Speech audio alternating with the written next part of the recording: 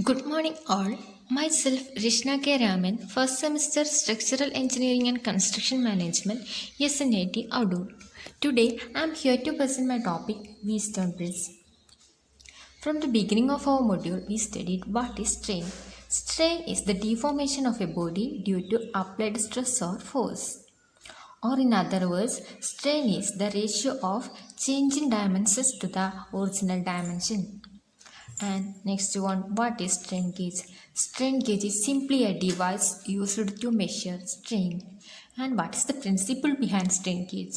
A strain gauge basically works on the principle of a simple metal conductor wire that tends to have an impact on its length, cross-sectional area and resistance due to applied stress. Here the equation is resistance of the wire is directly proportional to its length and inversely proportional to its area of cross section. And here rho is the resistivity, which is the constant of proportionality. Now what is V-Stone bridge? The value of strain caused by the stress is determined by measuring a change in resistance of the gauge. The change in resistance is very small compared to the resistance of the strain gauge. So, to measure this small change in resistance, a V-Stone bridge circuit is used. It enables relative change of strain relative changes of strain gauge in the order of 10 raised to minus 4 ohm to 10 raised to minus 2 ohm, and it have high accuracy. And the figure of typical V-Stone bridge is shown here. Here, 4 resistors are connected end to end and forms a square.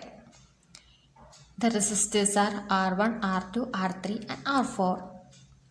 And the two diagonals of the square is connected to an excitation voltage and other two diagonals are used for measuring output voltage. And the equation of this circuit is R1 by R4 equal to R2 by R3, and this circuit is in balanced condition, that is V output equal to V plus minus V minus, that is V output equal to 0, and now it's in balanced condition. Next, let us discuss about the forms of V-Stone bridge circuit. In some applications, depending on the measurement task, usually only some of the bridge arms contain active strain gauge and the other consisting of bridge completion resistors. And the classification of V-Stone bridges are quarter bridge, half bridge or diagonal bridge, and full bridge arrangement. Now let us discuss about quarter V-Stone bridge. In case of an increase in the resistance of one of the resistors in the bridge due to applied force, the bridge no longer stays balanced. This configuration is known as quarter bridge strain gauge.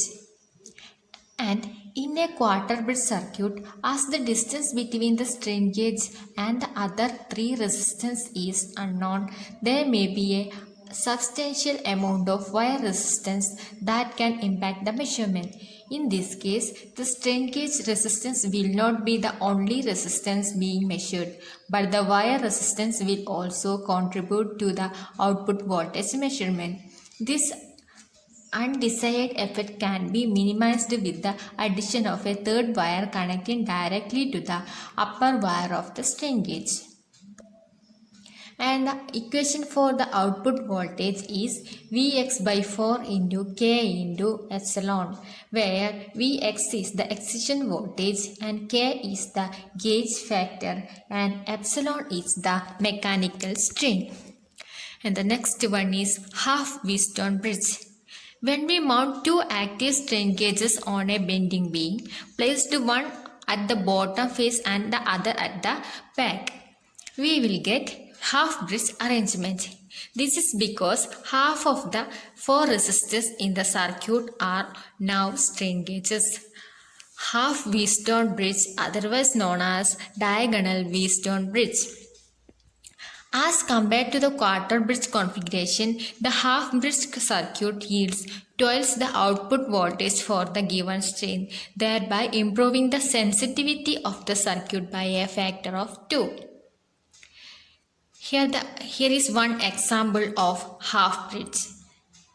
A cantilever beam is clamped to a lap bench and weight is applied at the end of the beam. The setup has a strain gauge attached on the top surface of the beam and another one is attached at the bottom surface. And beam gets strained due to the applied force. The top strain gauge is stretched and the bottom strain gauge is compressed.